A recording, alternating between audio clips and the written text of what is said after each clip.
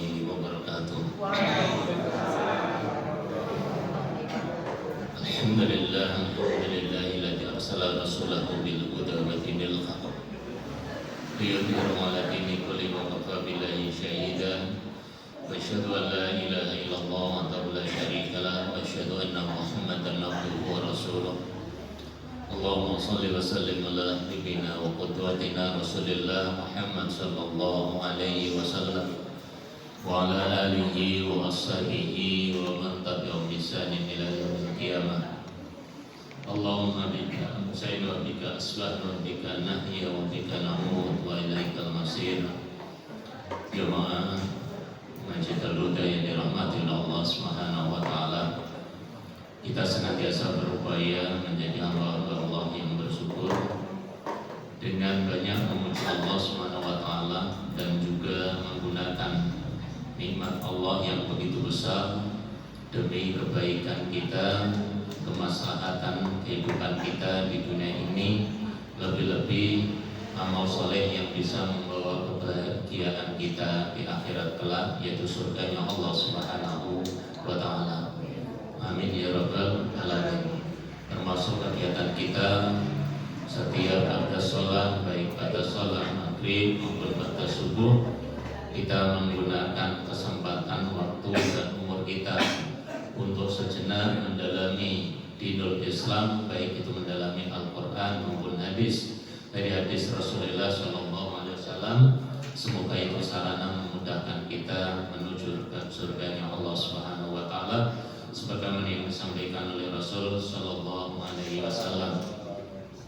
Man salaka tariqan yaltamisu bihi ilman sahalallahu tariqan ilal jannah.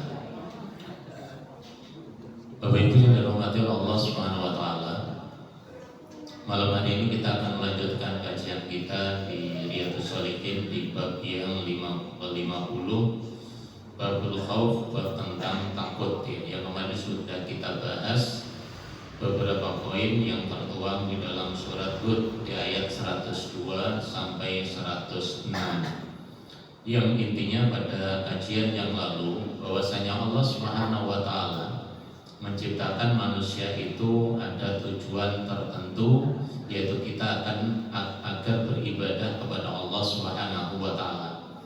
Yang kemudian kenapa kita diperintahkan untuk punya rasa takutnya, khauf terhadap Allah Subhanahu wa taala, itu adalah takut terhadap min adzabillah, dari adabnya Allah Subhanahu wa taala, baik yang berupa mungkin akibat kedoliman yang dilakukan oleh manusia yang kemudian Allah mengujinya di dunia, lebih-lebih nanti adab di akhirat yang sangat pedih. Yang ketiga, Allah nanti akan menjadikan dari manusia itu dua kelompok. Kelompok yang pertama adalah faminhum syaqiyun, kemudian kelompok pertama orang-orang yang betul-betul menderita, yang kemarin kita sebut syaqau, orang-orang yang betul-betul terhina, dan sa'idun, orang-orang yang bahagia. Orang yang bahagia itu adalah min ahlil jannah, mereka termasuk penduduk surga. Sementara yang syaqiyun itu adalah min ahlin nar. Nah, sekarang jemaah sekalian yang dirahmati oleh Allah Subhanahu wa taala, kita akan melanjutkan kajian kita di surat Al-Hajj. Surat Al-Hajj ini di ayat 1 sampai 2 sebagaimana tertuang di dalam kitab Riyadhus Shalihin ini. A'udzu billahi samil alim minasyaitonir rajim. Wa qala ta'ala ya ayyuhan nasu taqu rabbakum inna zalzalatas sa'atin syai'un adzimun. Yauma tarawnaha tad'alu kullu murti'atin amma arda'at wa tad'u kullu dzatin hamlin hamlaha. Wa tarawna sukara wa ma hum bisukara walakinna adzaballah syadid. Ayat ini sebetulnya memberikan peringatan kepada kita tentang peristiwa yang sangat dahsyat. Allah mengawali dengan kalimat ya ayyuhan nas. biasanya ayat yang diawali dengan ya ayyuhan nas itu lebih cenderung ayat yang sifatnya makiyah. Tapi ternyata surat Al-Hasy ini adalah disebut surat Madaniyah. Nah, jemaah yang dirahmati Allah Subhanahu wa taala, kenapa Imam An-Nawawi masukkan ayat ini pada bab khauf? Karena dalam ayat ini ada peristiwa yang sangat dasar, peristiwa yang begitu besar yang mungkin tidak kita alami. Karena ini terkait dengan yaumul qiyamah, terkait peristiwa yang melatar belakangi terjadinya kehancuran alam semesta ini. Ya, kalau hari ini jemaah sekalian di NTT ya, di Nusa Tenggara Timur sudah ada gempa tadi pagi sekitar jam 4.58 menurut info ya, termasuk info santri-santri kita yang dari NTT. Yang gempa itu mungkin nggak lama, ya nggak lama, dan gempanya 7,7 magnitudo. Nah, yang gempa ini hanya sebentar, itu bisa membuat mereka lalu lalang bahkan berlarian. Bahkan info yang terakhir diprediksi adanya tsunami, tapi ini yang membuat justru orang itu makin takut. Memang biasanya gempa itu berikutnya ada tsunami karena ada kegoncangan, yang kegoncangan itu membuat bumi terbelah. Kalau itu kebetulan di laut, maka air laut itu akan masuk, dan ketika itu menyatu kembali, maka laut itu akan memuntahkan kembali airnya yang awalnya masuk ke dalam tanah yang kemudian kembali keluar. Nah, Allah di sini menyebutkan, wahai manusia, bertakwalah kalian kepada Rabb kalian, bertakwalah kalian kepada Tuhanmu. Kenapa? Inna zalzalatas sa'ah syai'un adzim. Sesungguhnya nanti ada kegoncangan di hari as-sa'ah, hari kiamat itu kegoncangan yang sangat adimun ya. Peristiwa yang sangat dahsyat, peristiwa yang sangat besar, kegoncangan yang begitu dahsyat. Ya, mungkin bukan hanya menghancurkan rumah, memunculkan tsunami, tapi kegoncangan yang terjadi pada ayat ini ulama ahli tafsir menyebutkan itu adalah yaumul fazah. Detik-detik terakhir mulai hancurnya alam semesta. Sehingga dikaitkan di sini inna zalzalatas sa'ah, kegoncangan hari kiamat. Namun kalau kita diberi informasi oleh Allah, nanti hari kiamat itu goncangnya yang begitu dasar. Kinten-kinten kita ini wedi apa enggak? Bener. Manusia itu kadang-kadang apa? Mengatasi mengko wae. Kan hari kiamat, kan gitu. Padahal Allah menunjukkan ini dahsyatnya, bukan hanya manusia itu, bukan hanya dia akan lari, tapi dia akan lupa segalanya terhadap apa yang dimiliki. Bahkan kedahsyatan ini adalah akhir kehidupannya. Ya, kalau kita mungkin hari ini yang terjadi di NTT, kita merasakan enggak? Merasakan enggak? Enggak. Coba kalau kita merasakan, kita mau lari kemana? Jangan kita jawab, oh dibersihkan kaki rono gempa siji atau dari jauh dari laut, gunung ya jauh, berarti aman kelihatannya. Ya. Makanya jemaah sekalian, ini diberikan oleh Allah biar kita itu merasa bahwa ketika peristiwa itu terjadi, kalau kegoncangan alam itu terjadi, ya terpisahnya California dengan Amerika itu karena gempa 10,9.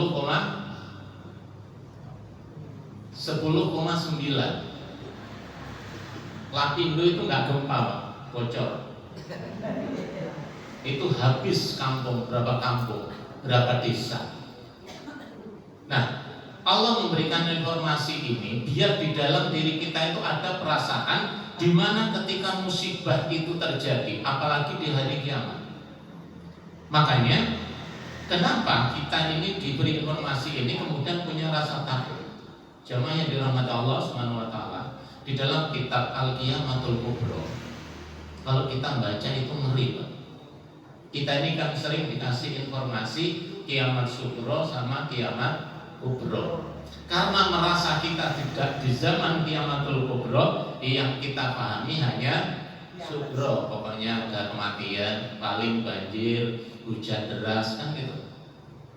Kalau sudah kiamatul kubro, itu fasenya macam-macam. Belum nanti fasenya perang yang dahsyat antara orang mukmin dengan orang kafir. Bukan kayak sekarang, ya Iran dengan Amerika misalkan. Itu sudah teknologi itu gak akan berlaku. Baca nanti di Sahih Muslim. Nanti ada peperangan antara kaum muslimin dengan orang kafir yang pada saat itu intelijennya bukanlah manusia. Intelijennya itu batu, intelijennya itu tumbuh-tumbuhan. Maka informasi yang diberikan oleh makhluknya Allah di akhir zaman itu begitu detail. Kalimatnya ya ayyuhal muslimun, wahai orang-orang muslim. Itu yang bilang batu ya. Batu itu bilang wahai orang-orang muslim, ini orang-orang Yahudi sembunyi di balik aku ini, bunuhlah dia. Sekarang Pak, yang bisa ngomong Pak, ini bisa ngomong Pak. Yang kita punya HP ini bisa ngomong Pak. Kita terhadap benda yang itu ciptaan manusia aja, kita yakin Pak. Ya. Tanya Ustaz Anton, misalkan saya berbicara ceramah, kemudian saya bilang kita pakai apa ini? Pakai Ustaz, transit ya. Transit ini kita ngomong, dengan ngomong, saya ngomong, ini bisa nulis sendiri, Pak. Lengkap. Walaupun kadang-kadang tulisannya ya salah-salah karena pendengaran ini nggak pas gitu. Itu teknologi yang itu nanti di akhir zaman nggak ada gunanya. Kita itu kadang-kadang yakin, tapi terhadap beritanya Allah nggak yakin. Makanya kalau tadi pagi itu informasi teman-teman ya, jam 4:58 itu gempa yang segitu sudah membuat mereka kocar kacir. Bahkan sekarang sudah dievaluasi berapa ribu penduduk itu hanya sekedar gempa yang tidak lebih dari 5 menit. Dan kalau besok itu keguncangan yang begitu dasar. Di kajian yang lalu saya sampaikan bahwasanya di surat Al-Anbiya itu kan nanti langit itu dan bumi ini digulung bagaikan kertas. Kalau itu informasinya Allah kayaknya nanti kan saya insya Allah nggak sampai hari kiamat sudah mati. Nah itu kan alasan kita. Kita ini sebenarnya diperintahkan beriman kepada hari akhir itu adalah meyakini peristiwa-peristiwa yang nanti dasar. Maka Allah di sini menyampaikan di antaranya inna zalzalatas saati syai'un 'adzim. Ya, kedasatan keguncangan yang sangat berat itu adalah yauma tarawunaha tat'alu kullu murti'atin amma arda'at. Pertama, kalau sudah terjadi keguncangan itu semua wanita, ya semua wanita, kalau lihat semua wanita itu yang lagi menyusui, ya kullu murti'atin, wanita yang lagi menyusui itu sudah lupa terhadap yang disusui. Anaknya disusui apa dilempar? Kalau sudah ada gempa, kalau gempanya kecil ya, ibu-ibu ini kalau gempanya kecil atau angin topan lagi nyusui anaknya dilepas atau didekap? Ya didekap. Tapi ini tidak. Kalau sudah goncangan yang begitu dasar, anak yang lagi nyusui itu dilemparkan.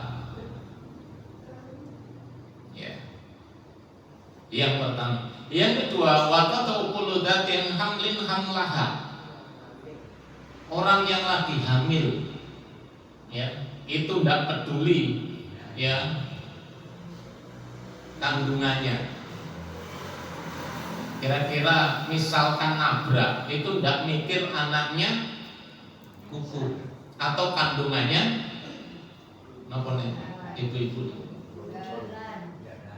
Ya pendarahan atau udahlah. Ini sudah nggak dipikir. Yang dipikir adalah keselamatan. Ya. Berapa juta yang nonton film Kiamat 2012? Itu jutaan. Seakan-akan mengobati kita. Padahal itu bukan kiamat. Masa ada kiamat kemudian ada yang naik pesawat? Pesawat nanti sudah nggak ada. Ya itu kan bohong ya. Sebenarnya kalau itu gempa itu aja nggak apa-apa. Tapi ini peristiwa hari akhir. Manusia sudah nggak akan mencari siapa anaknya, siapa yang disusui. Kemudian yang ketiga, watarana sasukaro. Kita bisa melihat, kamu akan melihat manusia itu seperti sukaro. Sukaro itu kan kalau Ustaz Tanto menyebutkan bisa dimakna sukar. Lalu bahasa Inggrisnya sugar apa? Gula. Tapi dimaksudkan di sini sukaro itu bukan orang yang dalam kondisi mencari gula. Manusia dalam kondisi, kalau diterjemahan pondok itu podo teler. Napa Pak? Mabuk. Wis ilang ingatan. Padahal disebutkan oleh Allah wa ma hum bisukaro. Orang ini sebenarnya nggak mabuk, ya, tetapi walakin ada Allah syadid, karena saking beratnya adabnya Allah Subhanahu wa taala. Jemaah sekalian yang dirahmati Allah Subhanahu wa taala, di dalam sarah ya, Imam Katsir misalnya yang diambil dari tafsir ini, jadi ada kegoncangan yang kegoncangan nanti ada 3 tahap. Kegoncangan pertama itu adalah menjelang hari kiamat, yang kemudian itu dikaitkan kegoncangan ini dengan terumpetnya malaikat Israfil. Kalau Israel yang mencabut nyawa, lalu Israfil ini yang meniup sangkakala. Nah, di dalam kitabnya Imam Katsir disebutkan malaikat Israfil ini setelah diamani oleh Allah mendapatkan tugas meniup sangkakala. Sejak beliau diberi tugas itu sampai sekarang, ya monyongnya terumpet itu benar. Nah, sing biasanya ditiup itu no. Nah, saya biasanya bahasa Jawa nih cucuk itu. Kita kalau melihat trompet yang kalau bahasa Indonesia itu sulit Pak. Ya wis apa nih? Cucuk kalau manut cucuk. Nah, itu di dalam hadis itu oleh malaikat Israfil itu sudah diletakkan di lisannya, ya, sudah di bahasanya sini mungkin wis dimut, tinggal niupnya. Nah di dalam hadis itu niupnya kapan? Menunggu perintahnya Allah. Saya pertama hadis ini saya nggak yakin awalnya, tapi ternyata setelah ditelusuri hadis ini sahih. Bayangin mulai awal sampai nanti. Nah, di tiup pertama itu hari Yaumul Fasl, hari keguncangan ini. Ya, mulai gunung jadi nawa. Kalau kita di surat Al-Zalzalah tadi, idza zulzilatil ardu zilzalaha. Bumi ini ketika guncangan itu terjadi apa? Bumi ini akan memuntahkan apa yang ada di dalamnya. Termasuk gunung-gunung akan berterbangan bagaikan kapas. Itu kalau direnungi itu ngerti Pak. Ya cuma iman kita itu kan karena apa? Kenapa enggak kuat? Karena enggak ngalami Pak. Coba kalau kita ngalami, adab Allah yang begitu dasar, yang begitu kuat, itu kan sebetulnya menakuti kita. Jangan sampai kita wafat dalam kondisi yang seperti itu, karena keimanan yang sudah tidak ada pada posisi itu gitu. Bahkan kita pun lupa terhadap peristiwa yang terjadi. Karena apa? Ingin menyelamatkan. Padahal di saat itu tidak ada orang yang bisa selamat. Karena itu hari kehancuran. Makanya kalau kenapa kiamat itu hari akhir itu dengan beberapa redaksi. Kita misalkan baca surat Al-Zalzalah, kita baca surat Al-Qari'ah, kita baca surat Al-Waqi'ah. Kita itu kadang-kadang surat Al-Waqi'ah dibaca biar cepat sugih ya. Padahal itu peristiwa yang dasar. Ada Al-Qiyamah. Semuanya itu adalah sarana Allah agar kita merasa diri kita takut ketika pada posisi di saat musibah itu terjadi, di saat kegoncangan itu terjadi, karena posisi iman seseorang sudah hilang. Makanya kita bersyukur ya, tetap punya rasa khauf. Kalau toh kita mungkin nggak nyampe pada akhir zaman, karena itu adalah akhir kehidupan manusia dan fitnah yang sangat besar. Tapi kita memohon kepada Allah agar diwafatkan dalam kondisi diridhoi oleh Allah Subhanahu wa Ta'ala. Itu yang penting yang kemarin saya sampaikan. Apa? Kita ini meniti jalan kebenaran untuk menyebut husnul khatimah. Nah, jemaah yang dirahmati Allah Subhanahu wa Ta'ala, ketika Allah ini menyebutkan bahwa kondisi manusia nanti bahwasanya ada peristiwa-peristiwa pasca hari kiamat. Tadi trompet yang faza, kemudian trompet yang kedua ditiup itu adalah ketika seluruh makhluk hidup diwafatkan oleh Allah tanpa kecuali, termasuk yang meniup trompet sendiri. Baru tiupan yang ketiga itu adalah yaumul ba'ats, hari kebangkitan. Yang dalam kajian yang lalu saya sampaikan, yaumul ba'ats ini adalah hari dibangkitkannya manusia dalam kondisi tidak ada yang menempel pada tubuhnya sehelai benang pun. Pada saat itu, ketika Nabi menyampaikan peristiwa itu, Sayyidah Aisyah itu bertanya, "Ya Rasul, bagaimana kondisi saat itu? Apakah manusia akan memperhatikan yang lain?" Aisyah sempat tanya, apakah manusia sempat melirik melihat yang lain?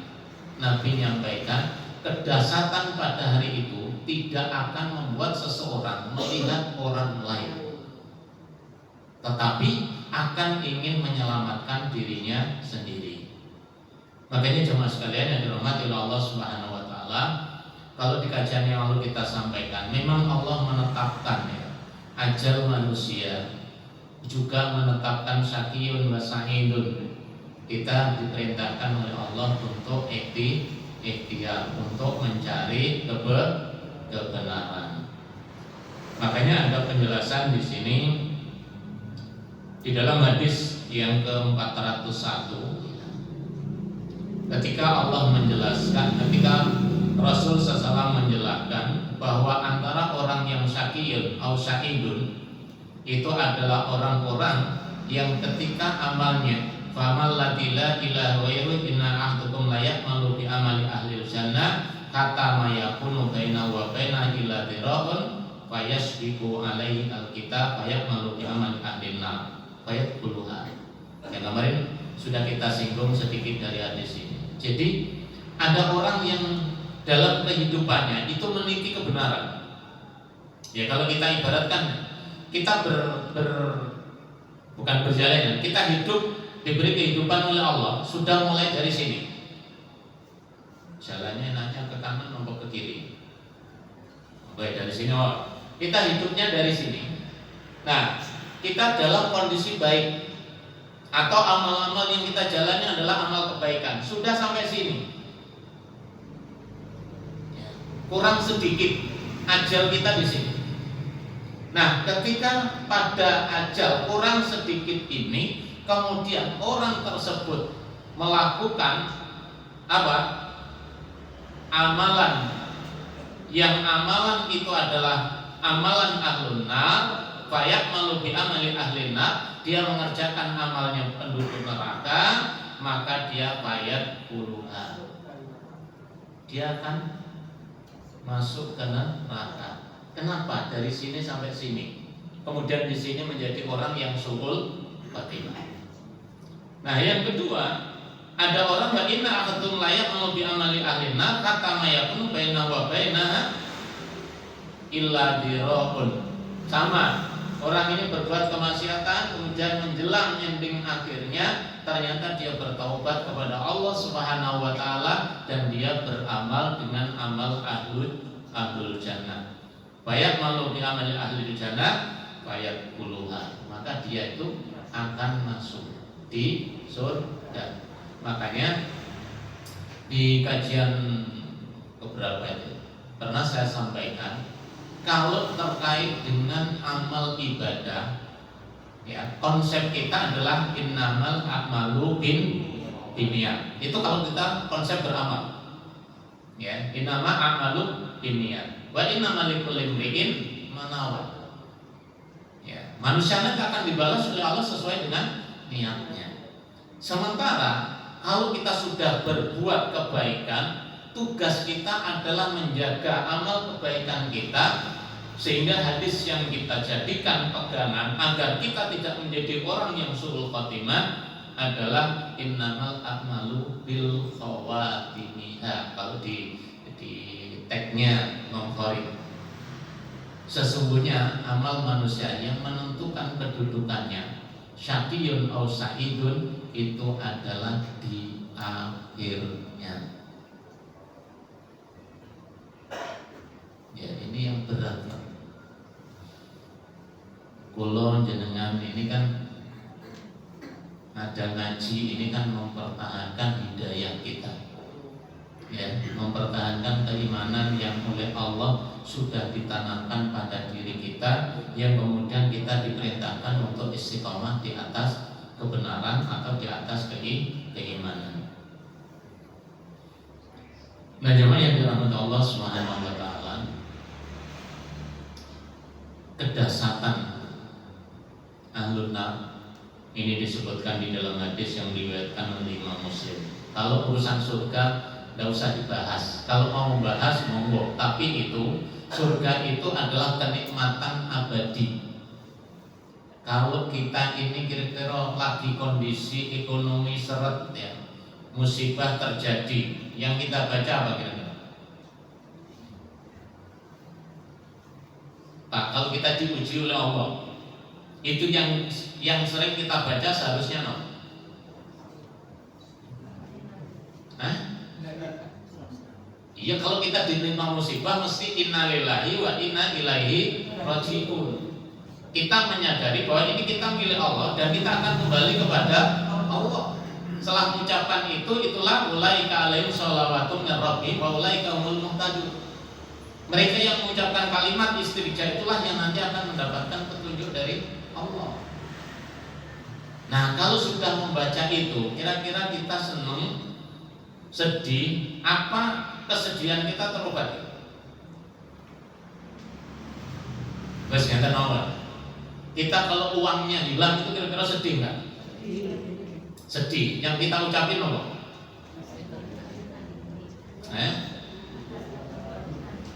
Kita yang kita ucapkan itu innalillahi wa inna ilaihi raji'un dulu atau yang lain? Yang kita ucapin kadang-kadang kok iso duit wong tak sae kok iso hilang gitu. Padahal yang kalau sesuatu itu hilang, padahal kita sudah jaga betul, ya sudah kita kembalikan kepada Allah. Ya. So, dulu ada jamaah umroh yang hilang uangnya ketika habis selesai sholat Jumat di Masjidil Haram, tetapi di luar, ya, maksudnya tidak di dalam masjid, di luar masjid.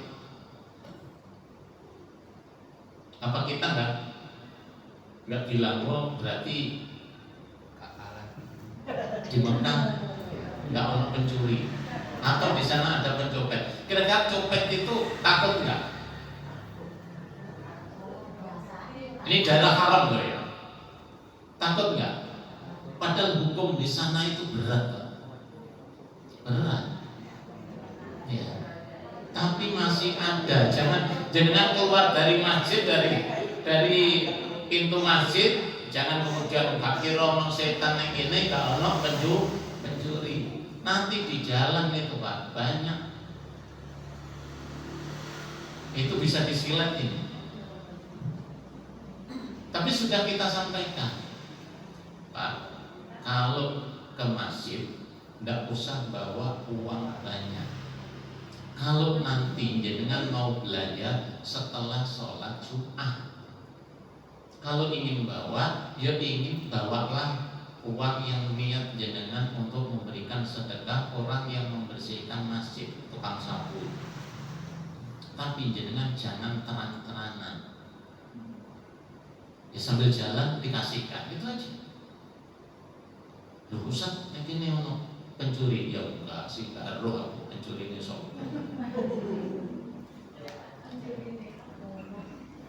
Wong niku aja ada. Ya apalagi di luar Masjid Nabawi. Artinya apa? Orang sudah enggak takut Pak itu di wilayah di mana itu tanah haram. Itu hilang. Ternyata sudah dimasukkan sapu yang dalam. Biasanya kan ada sapu putih itu, dimasukkan di situ, cuma wis dikaretin.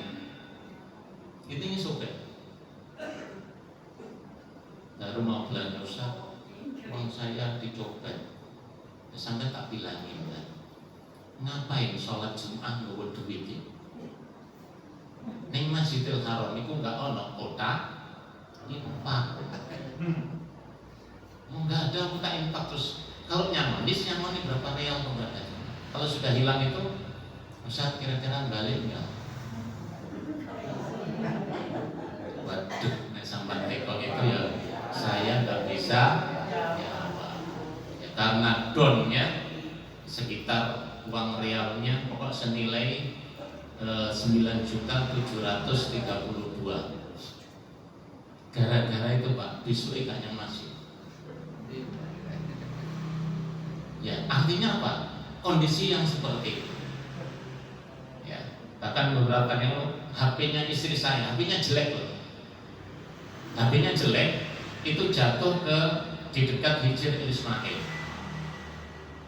Ya, kemudian lewat TL-nya di HP saya jatuh di Yus Ikhlas. Ngomong atasnya HP lapo, gitu ya. Ya, nah ternyata kebetulan ada famili kita yang kebetulan di sana, subhanallah, sudah nggak mikir, istilahnya nggak mikir, padahal ternyata sore sudah dibalik nih. Ada hal yang seperti itu. Artinya apa? Di daerah haram itu, kalau jenengan nanti ditakdirkan, bukan jenengan ditakdirkan ke sana semua, paling tidak diberi rezeki Allah bisa ke sana, meskipun seumur hidup sekali. Saya dulu nggak percaya, tapi setelah tahu itu Pak, ya ternyata nanti Makelar itu kira-kira di mana Pak? Ya ini saya sampaikan biar jenengan nanti nggak kaget. Makelar itu di mana kira-kira?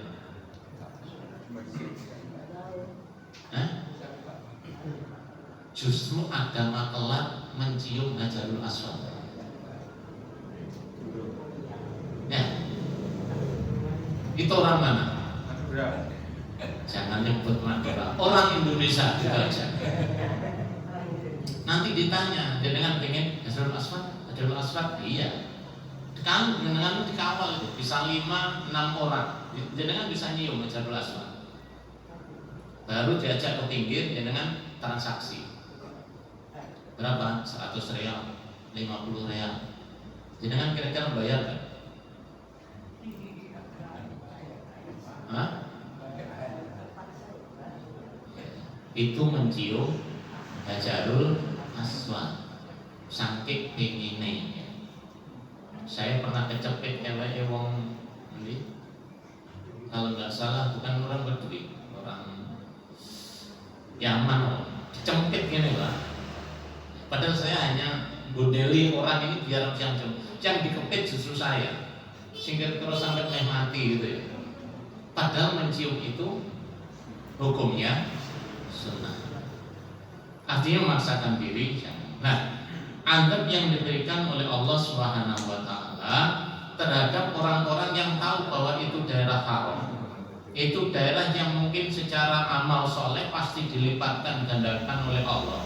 Kita sholat di Masjidil Haram itu dikalikan 100.000. Tentunya kalau berbuat dosa kira-kira dosanya dilipatkan atau enggak? Tapi orang enggak takut. Kenapa? Habis maksiat tobat. Ya, dianggap sudah selesai. Tapi kalau sudah ngambil hak orang lain, itu kan harus dikembalikan. Maka dari itu jemaah sekalian yang dirahmati Allah Subhanahu wa taala, takutnya kita terhadap apa yang hilang dari diri kita, itu pun kita harus kalimat istirja, innalillahi wa inna ilaihi rajiun. Tapi kalau itu yang kita senangi, itu sesuatu yang sangat penting, ya kalimat istirjanya jangan tambahin. Ya, setelah mengucapkan innalillahi wa inna ilaihi rajiun, Allahumma ajurni fi musibati wa akhluf li khairan minha. Allahumma ajurni fi musibati, ya Allah berilah pahala dengan musibah yang menimpaku. Ya, wa akhluf li khairan minha, dan gantilah yang lebih baik. Baik menurut Allah belum tentu cocok dengan kita, tapi apa yang ditetapkan oleh Allah itu pasti baik untuk kita. Hanya kadang-kadang kita nggak menerima, padahal itu kebaikan bagi kita. Satu hadis yang juga menjadi perenungan bagi kita. Hadis ini masih dari Ibnu Mas'ud. Ya, Ibnu Mas'ud radhiyallahu an, beliau menyampaikan sebagai tambahan dari hadis yang pertama, yu'ta bi jahannam yawma idzin laha sab'una alfan zimamin ma'akul zimamin sab'una alfan malakin yajurrunaha, rawahu Muslim. Nanti orang-orang yang diberi ancaman oleh Allah menjadi penduduk neraka, selain yang sangat dahsyat, ya, nanti akan didatangkan orang itu di neraka jahanam. Ini berarti yang masuk neraka. Nah, neraka jahanam tempat di mana orang itu masuk di sana. Di neraka jahanam itu ada 70.000 tali. Kinten-kinten tali nopo? Ya, 70.000 tali. Yang 70.000 kali itu yang mengendalikan, ya, ma'akul zimamin sabuna alfan malakin. Bersamaan tali-tali itu ada ditarik oleh malaikat, jumlahnya juga 70.000. Ya, bukan tarik tambang. Ini 17 Agustusan tarik tambang. Ini orang masuk neraka jahanam kalau ditarik dengan 70 penjuru, ya, 70.000 tali. Kemudian yang narik bukan manusia, tapi yang narik adalah malaikat. Kira-kira yang terjadi apa?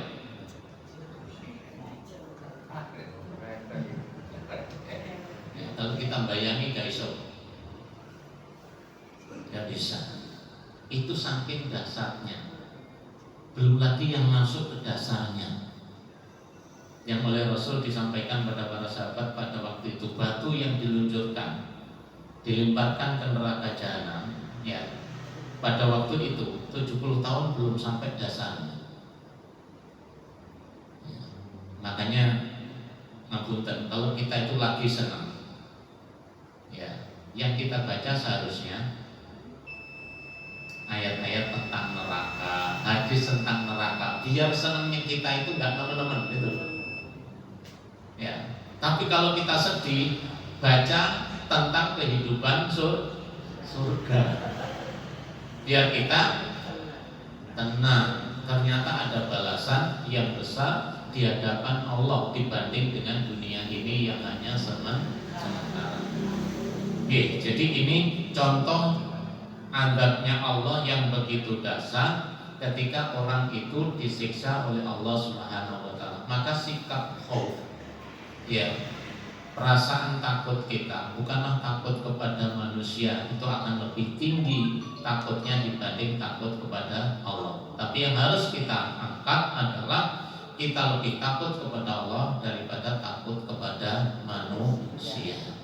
Jangan kita takut kepada manusia sementara kita tidak takut terhadap adabnya Allah Subhanahu wa taala. Dan itulah yang akan membuat kita senantiasa introspeksi terhadap diri kita dan mengevaluasi tentang perjalanan hidup kita.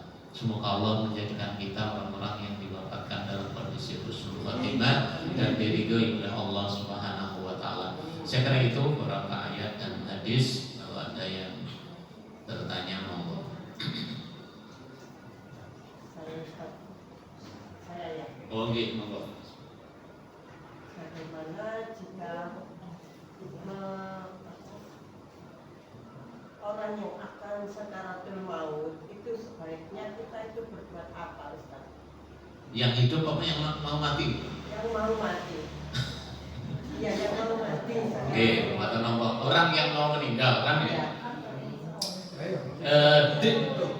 Ya, saya luruskan aja. Di kitabnya ada Imam Al-Qurtubi itu di bab awal tentang membahas ruh dan sakaratul maut dan dahsyatnya sakaratul maut, yang kemudian menyebabkan Rasul sangat ngeri dan ingin merasakan betapa dahsyatnya sakaratul maut.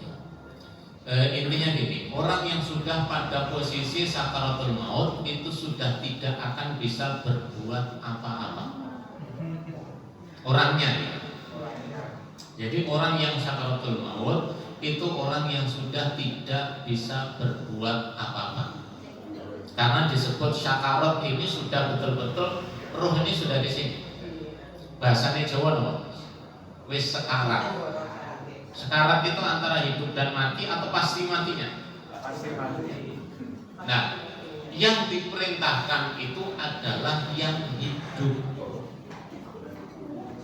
Bagi yang nunggu, yang kebetulan dekat dengan orang yang dalam posisi pada sakaratul maut, hendaklah mentalkinnya. Ya, laginu mau takum la ilaha illallah. Man adraka la ilaha illallah dakhala jannah. Ternyata di situ perjalanan ruh masing-masing manusia berbeda. Ya, perjalanan ruh manusia berbeda. Ya. Saya kebetulan kan kalau ada orang yang meninggal mesti ada yang nobel saya, Ustaz tolong dimandikan. Bahkan ada yang pesan sebelum meninggal, ada yang pesan orang perserikatan, Ustaz nanti kalau saya meninggal jenengan saya minta untuk memandikan. Ternyata meninggal beneran. Ada yang macam-macam, ada yang begitu lama, ada yang begitu mudah. Masing-masing berbeda. Tapi tugas kita adalah bagaimana mereka bisa tenang dalam kondisi mentauhidkan Allah Subhanahu wa taala. Ya. Ada orang yang sakitnya lama, Pak. Enggak meninggal-meninggal, ada kan? Ada yang enggak sakit tapi meninggal. Ya, 3 hari yang lalu ada orang yang sebenarnya enggak sakit, ternyata juga meninggal. Sementara yang tua sudah lama gak meninggal ngomong, Ustaz aku wis loro gak mati-mati. Sing kalau belum mati, perasaanmu mati urusanmu. Justru sampai diberi sakit ini banyak pahalanya. Asal jangan sabar. Betul. Jadi beda-beda. Ya. Ini saya ambil contoh gini, biar nanti kita kalau ada orang lagi nazar, tolong yang nunggu hanya menyampaikan kalimat tauhid. Jangan ditawarin yang lain. Pak minum Bapak, keselet Bapak, jangan. Ajarin itu, meskipun mungkin mereka tidak mengucapkan secara syar'i, tapi diharapkan ketika kita mengajarkan itu, meskipun mungkin termasuk orang yang dalam kondisi koma, itu menurut ilmu pengetahuan, lisannya nggak bisa, tapi pendengarannya masih fungsi. Makanya sudah kita ucapkan, kita ajarin mereka.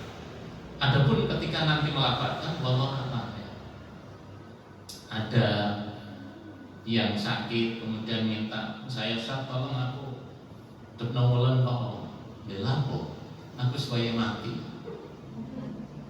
Ya udah, karena mintanya seperti itu, ya tak angkat Pak, tak balik di rumah sakit, tak ujungin kok. Mari ngono, aku sampai lungguhne kok. Iki tenanan kate mati ya kok enggak gitu ya. Udah saya dudukkan, setelah itu diluruskan. Terakhir dia bilang, Ustaz titip ya anak-anakku cilik-cilik. Saya jawab itu bingung. Karena anaknya perempuannya 4, laki-lakinya 1.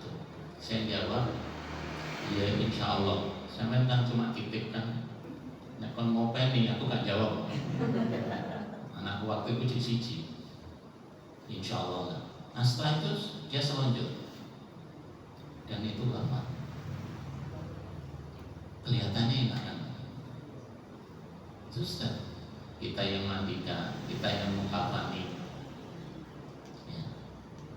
Ada yang sudah sakit sembuh hari Jumat gitu. Minta saya untuk jenguk. Ini contohnya. Minta saya untuk jenguk bahwa dia ingin pulang. Udah saya jenguk di rumah sakit habis sholat Jumat. Ya, habis sholat Jumat di Al-Hidayah sudah semua. Orang sehat, dosa, sampai nggak ngerti aku lu sehat, sampai nggak belum nyambangi aku belas. Ya aku mesti ngomongin penyambangi sampean. Bisa pokoknya mulai saja. Loh ini Jumat, dokter W itu belum sini nanti jam 4. Enggak aku mulai saiki. Sampai celuk dokter. Ini ngomong sampai nanya. Bismillah. Engkau mari sholat asar. Enggak usah, kamu enggak percaya karo aku. Aku mari ngono sehat. Sehat wis, gak kira loro meneh. Saya baru ngeh gitu ya. Ini engkau DE pamitan gitu ya. Cuma fisiknya sehat. Makan sudah, di depan itu ada semangka. Saya kasih makan. Ternyata dia makan. Iblis kayaknya sembuh. Ya segini aja. Nek sampai gak kanten, ya wis mulia. Tapi dungo dhisik. Wis ya, kok tak mulai ya. Itu sambil duduk mendekap saya, gak taunya bablas. Saya belum sempat nalkin ya. Gimana? Ya wis mulia. Tapi dungo dhisik. Nah saya nggak tahu dungone apa. Itu langsung dada saya habis itu meninggal. Saya mikir, ngomongin enaknya gitu ya. Nah ini hal yang makanya yang penting adalah ketika syakaratul maut hendaklah ada yang mendampingi. Di kitabnya Imatul Qurtubi, ketika orang dalam kondisi nazak itu ada 2. Satu adalah setan, yang satunya adalah malaikat. Orang-orang yang baik, orang-orang yang imannya tinggi, itu malaikat ngasih kabar.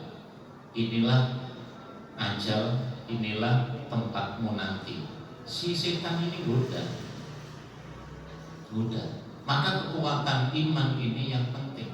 Ketika kita mentalkin mereka itu agar mengucapkan kalimat tauhid, maka setannya akan lari. Dan cuma menentukan ini kan enggak gampang. Makanya tetap ikhtiar kita. Kalau orang tentang jenazah, ya dulu kan dikasih tahu abah saya, kon kan ndelok wong loro. Wis kira-kira kate mati, delok jempolane sikile. Adem apa enggak? Nah, delok cek adem. Tapi jik sehat, berarti gurung, gitu loh. Ya. Kemudian abah saya ngasih tahu, orang kalau sudah mau wafat itu bisa dilihat dari mata. Dari matanya, dan ketika dia sudah wafat kita juga melihat dari matanya. Kalau orang kan detak jantungnya ya. Ini ilmu yang dikasih abah saya sendiri. Jadi kalau orang itu wafat, ini Pak, lubang ini 2 loh, kayak lorong ya. Berarti ini sudah sakaratul mautnya sudah selesai. Kemudian kalau di hadis Imam Qurtubi, orang itu nazar bermacam-macam. karena roh ini akan keluar, dan ketika keluarnya roh diikuti oleh pandangan matanya. Makanya perintahnya Nabi, kalau orang wafat dalam kondisi terbuka matanya membelalak, maka hendaklah ditutupkan. Berarti ketika dia pada saat itu menghadapi syakaratul maut yang begitu dasar. Saya masih ngalami orang yang wafat, kemudian saya mandikan, itu keluar keringat baru sekali. Ya, selama merawat jenazah itu sudah saya mandikan, baru saya mandikan, ini keluar keringat. Secara amaliyah, mungkin secara amal solehnya, kalau dihitung, ya secara hitungan saya itu banyak saya. Secara hitungan saya, tapi melihat itu, saya juga bisa meneteskan orang ini ternyata tidak neko-neko. Ini yang menurut saya bahwa amal seseorang itu bukan ditentukan kecerdasannya, bukan ditentukan ya banyaknya dia yang melakukan, tapi keikhlasan dia ketika beribadah kepada Allah, dan tidak ada dendam di antara dirinya dengan orang lain, itu yang mungkin memudahkan dia. Maka saya telusuri hadis-hadis tentang orang yang husnul khotimah itu. Di antaranya adalah orang yang wafat dalam kondisi tersenyum. Orang yang wafat di dahinya keluar keringat. Nah ini hadis ya. Cuma kan tidak semua orang. Ya. Selama memandikan jenazah, saya baru satu orang itu yang setelah saya mandikan, setelah saya kafani, itu masih keluar keringat. Sudah saya hapus, tapi keluar keringat lagi. Makanya anak yang saya kumpulkan, jadilah engkau seperti abang, yang dia seakan-akan kebaikan amal solehnya meskipun sedikit ya, belajar ilmunya juga gak banyak, tapi mungkin keikhlasan hatinya ya, sebagaimana Rasul menyampaikan, ada seseorang yang kemudian sahabat dikasih tahu, kalau kau ingin melihat ahlul jannah, lihatlah si fulan. Sampai sahabat Nabi nguntit, dulu saya sampaikan di sini, 3 hari gak ada amal yang kayaknya spesial, tapi ternyata apa? Dia tidak pernah punya dendam kepada orang lain. Apa yang kau lihat itulah yang aku kerjakan. Jadi disinilah letaknya keikhlasan, rasa khauf itu yang akan mendorong kita menjadi orang yang baik, dan kita tidak boleh sombong terhadap apa yang kita kerjakan. Wallahualam, ngapunten sampai beberapa menit. Intinya kita senantiasa mohon kepada Allah untuk bisa husnul khotimah. Allahumma shalli wa sallim ala Muhammad alamin. Allahumma nas'aluka hayatan thayyibah wa rizqan wasi'a wa amalan maqbula wa taubatan nasuha wa khtim lana bi husnil khatimah wa khtim lana bi husnil khatimah wa na'udzubika min su'il khatimah. Allahumma ja'alna min ahli jannatin na'im. Allahumma ja'alna min ahli jannatin na'im bi ridhaka wa rahmatika ya arhamar rahimin. Rabbana atina fid dunya hasanah wa fil akhirati hasanah wa qina adzabannar. Wa sallallahu Muhammadin wa alhamdulillahi rabbil alamin. Subhanakallahumma wa bihamdik, asyhadu an la ilaha illa anta, astaghfiruka wa atubu ilaik. Assalamualaikum warahmatullahi wabarakatuh.